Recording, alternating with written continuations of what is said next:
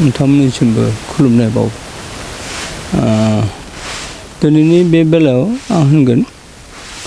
आंनि जिउआव मोनसे गोजोननाय जों बुब्लि आरो बे गोजोननाय बुब्लियाव नोंथांमोना जे फैदों दा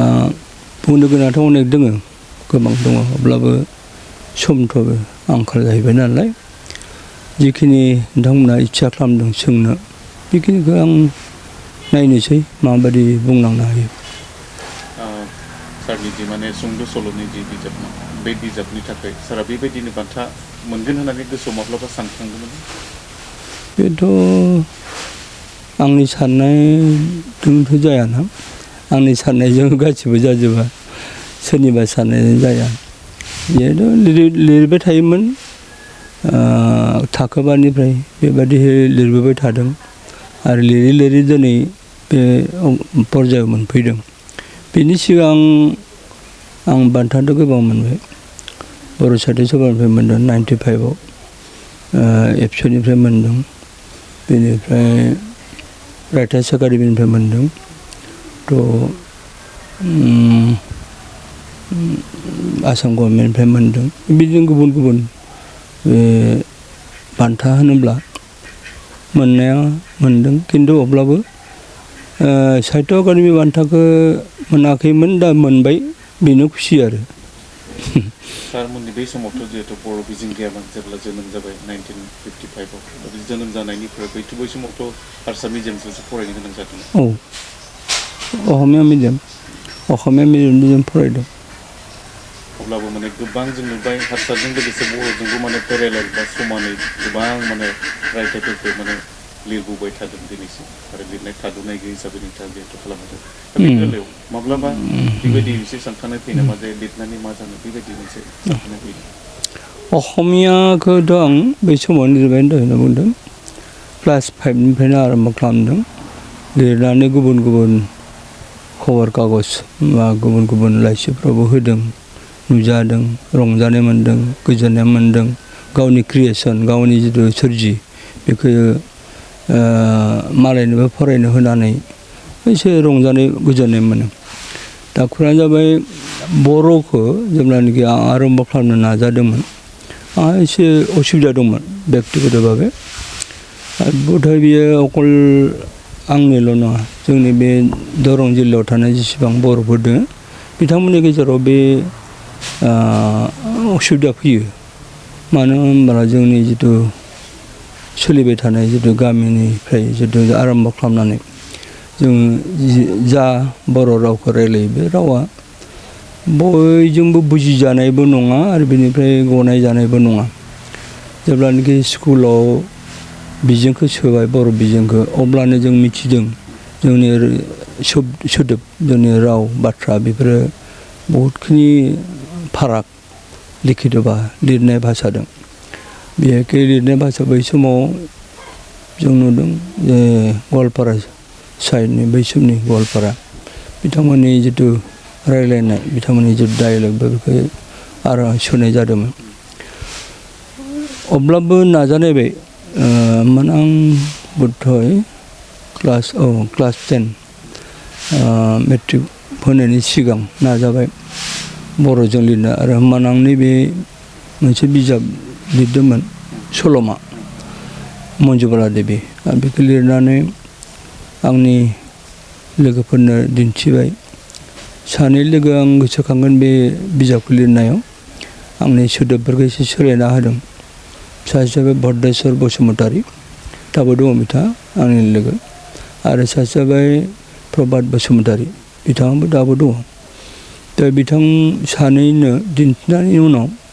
सोदोबफोरखौ एसे इफाल इफाल एसे खालामनो गोनां जादों अब्लाबो दाबो बुङो अनेक माने बेवहाय सानजायारि राव थाबाय बा सोदोब थाबाय आरो दाबो आं जाखिनि लिरो बेवहायबो आं सम्पुर्नभाबे नैबे जिथु सोनाबनिफ्राय जिथु आसल लिखित होननानै सोरबा बुंनामायोबा बे भाषाखौ आं दासिमबो मालाबा माने फल' खालामनो हाया आरो जोंनि बे सोलिबाय थानाय रावा थब थांबाय थायो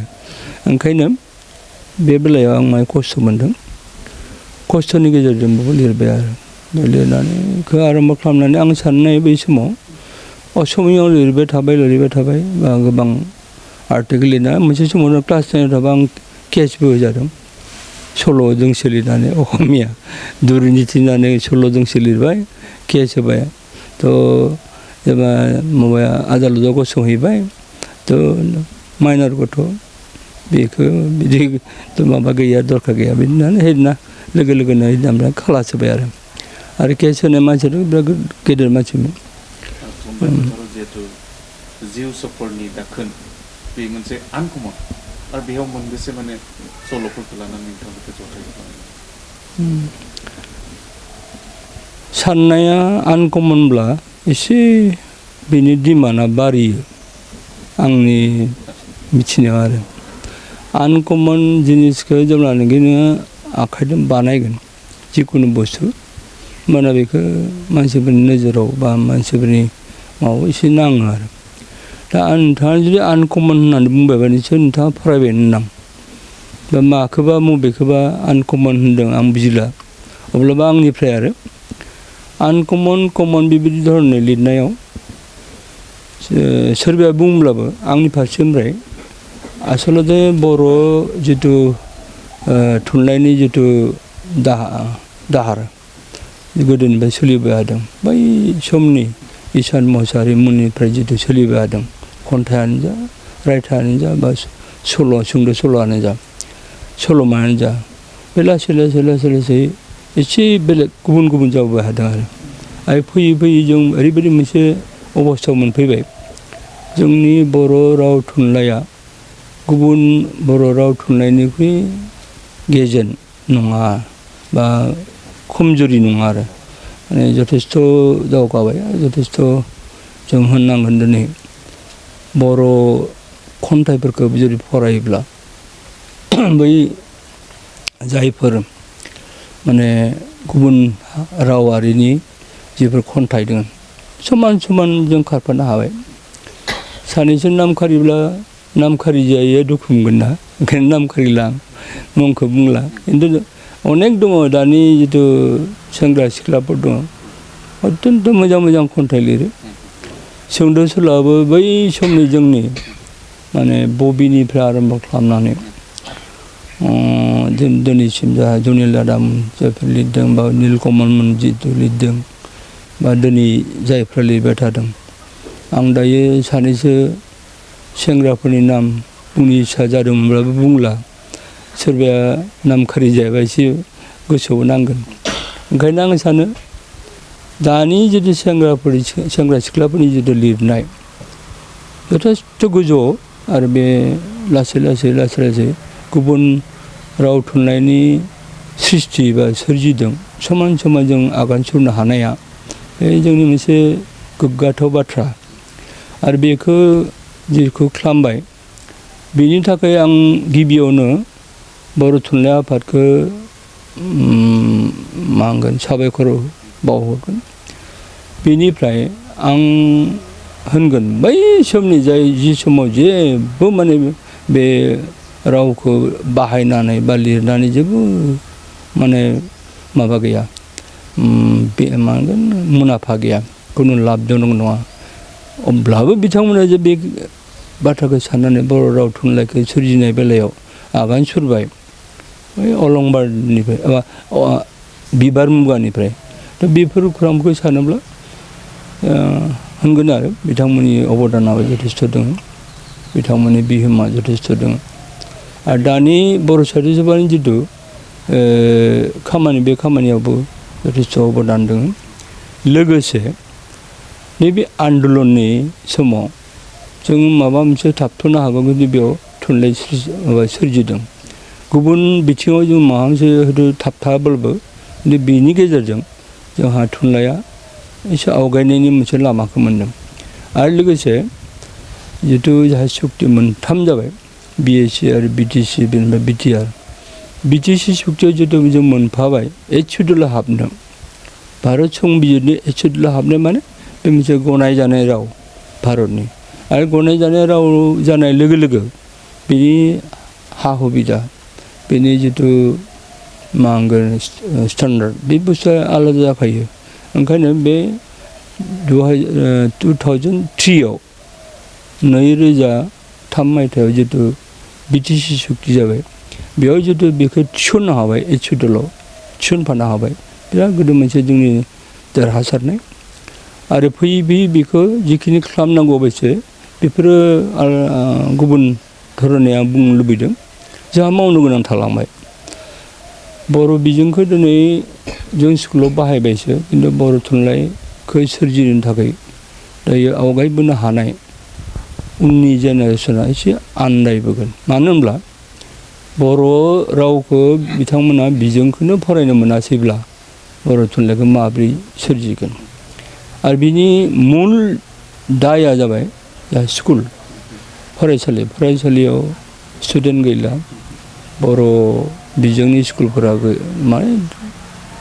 प्राय थैजोब्बायानो थैनो हमदोंसो गोमानो हमदोंसो जोंनि बे गामियाव 100% बर' न'खर खिन्थु एलपि स्कुलाव साब्रैल' स्टुडेन्टआ साब्रैल' स्टुडेन्ट एलपि स्कुल मोनबा क्लास खिन्थु स्टुडेन्टआ मात्र साब्रैल' बे अबस्था फैबाय होमबा जुदि बर' बिजोंजों फरायनाय गथ'फोरा थायाब्ला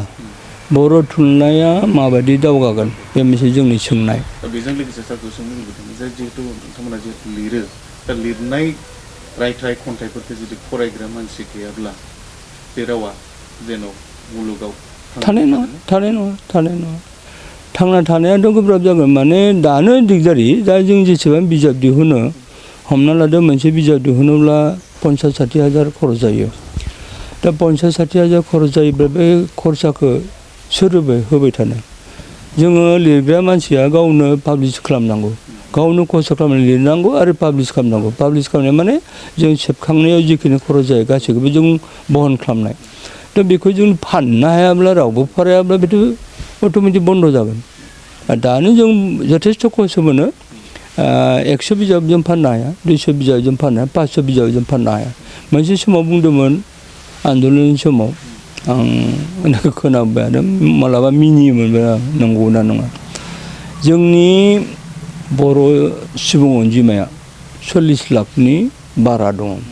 दा 40 लाखनि बारा दङ होननानै बुंनानैबो दिनै जों माथो 1 लाखखौथ' बादो माने 1000खौथ' बादो 500 खन जों बिजाब फाननो हाया 100 खन बिजाब जों फाननो हाया होमबा बे थुनलाइया माबायदि थांना थागोन बिराद मोनसे गेदेर मोनसे जोंनि थाखाय जेंना ओंखायनो आं सान्दों आंनि मथेब्ला आरो बर' मिडियाम फरायनायानो जाथों बा गुबुन मिडियामाव फरायनायानो जाथों खिन्थु इंलिस मिडियामाव फरायनानैबो जुदि सोरबा सेंग्रा सिख्लाया बा सोरबा बेक्तिया जुदि सोरबा सुबुङा बर' थुनलाइनि बिजाबखौ जुदि फरायो बर' रावै लिरनाय खन्थाइखौ फरायो सुंद' सल'खौ फरायो गावबो जुदि लिरो बेथ' बिराद मोजां मोनसे जोंनि थाखाय माने मा होनगोन आरो बाख्नायथाव रंजाथाव बिराद गोजोन माने रंजाथाव बाथ्रा जागोन बेयो आरो बेयो जे जोंनि फिउचारखौ जोंनि भबिष्यतखौ बियो जोंखौ गोजों मोनसे लामायाव दैथिंलाङो आं दायो 12 जाबाय खिन्थु गासैबो एखे रोखोमनि नङा कुवालिटिनि खोथा दङ खायफा उन्दै गोरलै खायफा गेदेर खन्थाइयाथ' सुजुयो दोननोल' आं बे असमियानि समावसो गुबुन पेपारफ्राव होदोंमोन बर'निखौ दिनैसिम आं खन्थाइ लिरबाबो हरनो मोना मानो आंनियाव बिफैया माने खन्थाइनि खोथा बुंबाथाय बुङो ओइ सारनिफ्राय खन्थाइ ना माने सुंद' सल' बियो नङाबा हयथ' रायथाइ बियो दा उफाय गैया बिथांमोना जेरै बियो बिदिनो हरो दा बेफोरखौथ' आं बिजाबाव जायगा होआखै दिनैसिम खन्थाइफोरबो बिदिनो दङ रायथाइफ्राबो बिदिनो दङ आरो सल'बाबो बिदिनो गोबां दङ आरो दा जायफोरखौ आं बिजाब महरै दिनैसिम पाब्लिश खालामाखै दा आं सानो बेफोरबो मोनसे समाव जुदि पाब्लिश जायोबा हयथ' माबा मोनसे रायजोखौ बुंगोन बा फरायग्राखौ माबा मोनसे बुंगोन आं लिरनायफोरा नैबे मोनसे आंहा मोनसे आसा दङ आरो सारखौ थारमाने सोरबाफोर जुदि पाब्लिसारा जुदि आवगायना फैयोब्ला थारमाने खन्थाइ बिजाबाबो एकदम सेबखांजानायनि लामायाव दङ जुदि आवगायबोयोब्ला फरायग्राफ्रा बुंसिगोन आरो दायो आं फेसबुकाव खोब लिरो मोनसे समाव आंखौ होनदोंमोन नैबे जे आर्टिकेल बिफैयोबा माने लिरबिदां बिफैयोब्ला सारनिफ्राय जों खन्थाइ लाया सुंद' सल'सो लागोन होनना बुङो ना आंबो आरो एसे गोरलै बादिखाय आंखौ सोलोबो मोनो खोमा ओंखायनो सुंद' सल' बियो आंनियावबा बेबायदि मालाबा रायथाइ बियो आरो खम रायथाइ बिनाया खिन्थु सुंद' सल'खौ बियो दा खौराङा जाबाय मा आं जे खन्थाइ लिरो बे खौरांखौ बिथांमोना मिथियो ना मिथिया बेखौ आं साननो हायाखैमोन जेब्ला आं फेसबुकखौ आरम्भ खालामबाय फेसबुकाव खन्थाइखौ लिरो आं दानिया बेफोर लिरनायफोरखौ सोरबा सोरबा होनदों नाम खारिनाय हिसाबैथ' आं सासे नाम मुंखौ आं खारिगोन आदालिङा बङाइगावनि खाख्लारि बिथां हरिनारायण खाख्लारि बिथाङा आंनि खन्थाइ नुयोब्ला मालाबा कमेन्ट होयो खोब मोजां कमेन्ट होयो गासिबो पजिटिभ कमेन्ट होयो आरो दासो माने माबा मोनसे सोदोब बाहायो बेयो माने एकदम बोहैग्लायदों खन्थाइनि निजोराया बिदिनो बायदिसिना बुङो आरो बेयो जायखिजाया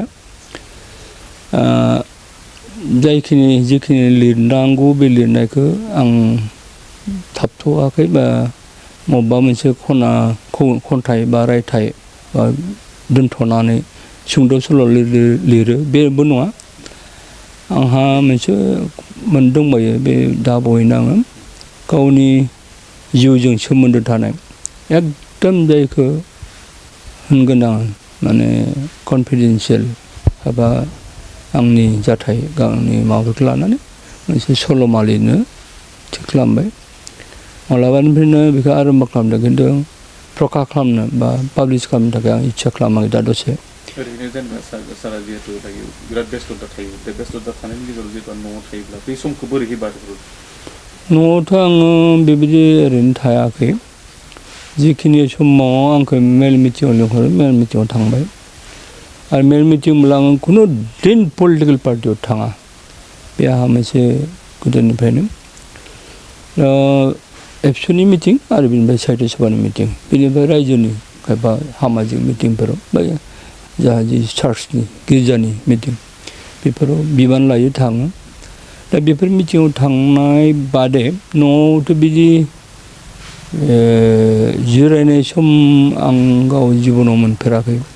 जुदि जिरायदोंब्ला एकदम दुरबल माबा मोनथारबायबा दसे उन्दुनो ओंखारोब्ला मानोना हराव फ्राय आं उन्दुआ बुरैया खुब खस्थ' मोनो आंजों जिहेतु मोनसे न'आव थायो माने रुमा बेलेगब्लाबो थांलाय फैलाय अत्यन्त लाइटखौ खोमोरलाय फोजोंलाय जाबाय थायो मोनानि 2टा 3टाहालागै आं बेबायदिनो लिरलाय दसे थालाय लिरलाय दसे थालाय खालामबाय थायो नालाय खस्थ' मोनो आंखौ मालाबा रायो बिथाङा आरो बेनिफ्राय गेजेरावनो आङो माय जुदि बानाय मोनोब्ला हयथ' आं ओंखाम संनांबाय जायो मैगं संनानै जायो ना सायनानै मा बेदर होनानै बेक्तिगत खायफा खौरां दङ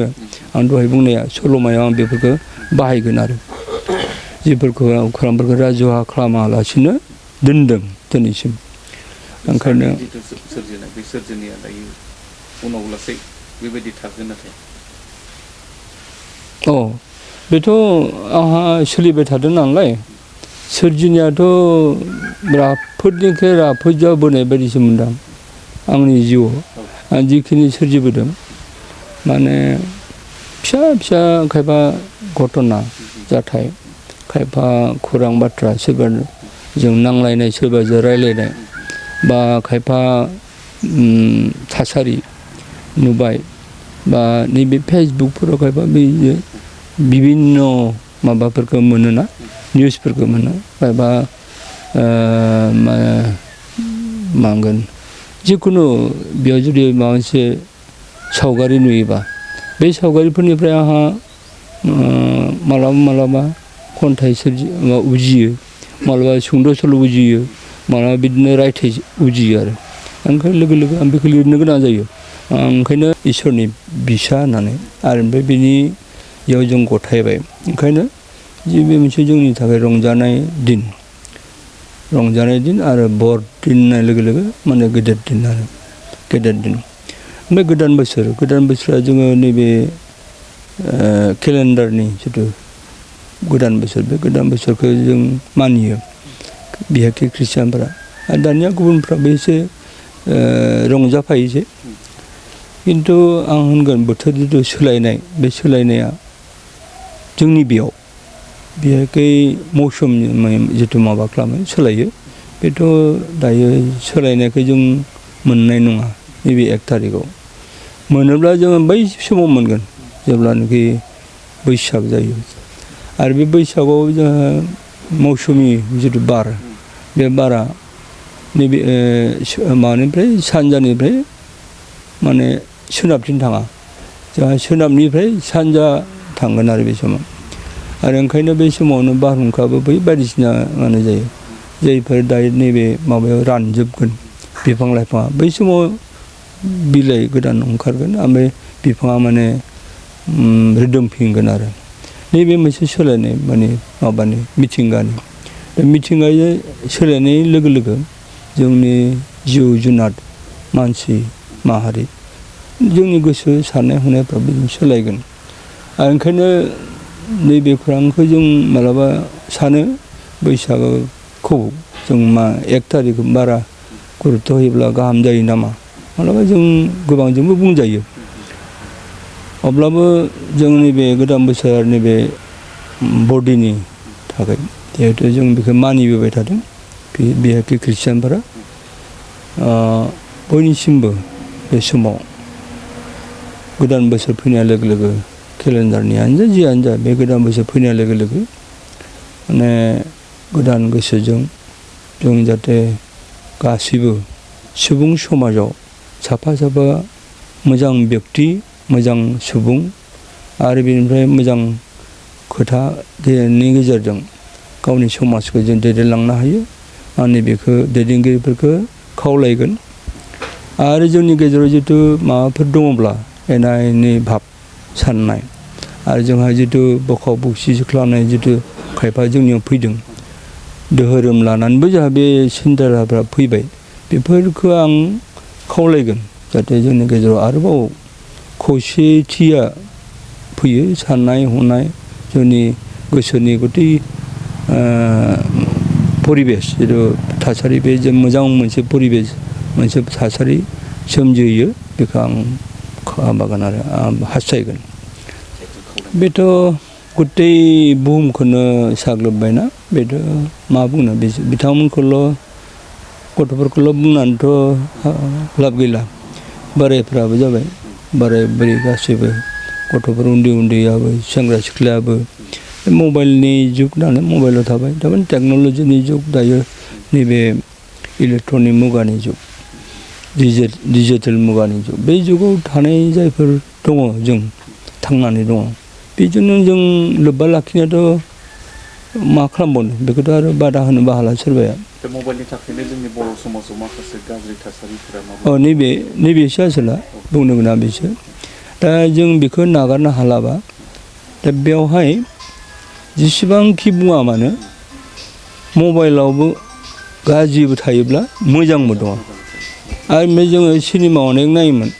सिनेमा नायोब्ला नैबे माबाया सावथुन नायोमोन सावथुनावबो जुदि भिलेन थायो हिर'बो थायो बेयाव होमबा भिलेन थायोबा हिर' थायोबा मा भिलेना गाज्रि ओमफ्राय हिर'आथ' बे मोजां जोंनि थाखाय मोनसे उत्साहजनक प्रेरणाजनक एबा बार्ता माने जोंनो होगोन जुदि गाज्रिखौ गारनानै मोजांखौ खनसायनानै बेनो गावनि सिलेक्सन जानांगोन बबे मोनसेखौ लायोबा मा जाहैगोन बबेखौ बै लामायाव जेनेबा हान्थियोब्ला माबे लामाजों थाङोब्ला थब सहैगोन माबे लामाजों थाङोब्ला मोजाङै सहैगोन आरो माबे लामाजों थाङोब्ला माहाबा सौग्रोहैगोन बेखौथ' सिन्था खालामनांगोन ना दा बेखौ सिन्था खालामनो हानाय बादि उन्दै गथ'फोरखौ जोङो गेदेर गोलावफ्रा एसे नोजोर होनाया मोजां अब्लाबो दायो जिहेतु नै ख्रिस्टमास आरो गोदान बोसोर सफैबाय गासै रायजो राजानि थाखाय दिनै जिहेतु मोजां बे समाव नोंथांनिफ्राय मा थागोन बे ख्रिस्टमास जों ख्रिस्टियानफ्रा फोथायो जे जिसुनि जोनोम सान जिसुनि जोनोम सान होननाय लोगो लोगो जों जिहेतु ख्रिस्टियानफोरा जिसुखौ फोथायो। मोनसे गोजोनथाव खौरां। क'क्राझार सहरनि जेडि र'डजों नांजाबनाय सुदेमपुरि गांजिमा बाजाराव थानाय आइ आफा मेडलाइफ बिएम हस्पिटालाव बेराम सोखानो हानायनि गोबां खाबु दं। आइ आफा मेडलाइफ बिएम हस्पिटालनि फेसिलिटिफोरानो जाबाय medical laboratory, pharmacy, paediatrics, medicine, gynaecology, dental, urology, dental x-ray, play area, x-ray, sonography, OT, ICU, NICU एबा पिआइसिइउ आरो आइ आफा मेडलाइफ बिएम हस्पिटाला 24 घन्टा जेब्लाबो खुलायै थागोन। लांलाय लाबोलायनि एम्बुलेन्सआबो मोजाङै सार्भिस थागोन। ओनसोलनि सुबुंफोरा बेराम आजारफोरजों भुगिनानै थाना दंब्ला थाबैनो नोंथांनि देहाखौ फाहामथाय लानो क'क्राझार सहरनि सुदेमपुरि गांजिमा बाजाराव थानाय आइ आफा मेडलाइफ बिएम हस्पिटालाव गोख्रैनो फाहामथाय लाफैनो हागोन। आबुङै मिथिनो थाखाय 9101655430 एबा 8822688026 जानबुं नम्बराव खौरां लाहरनो हागोन।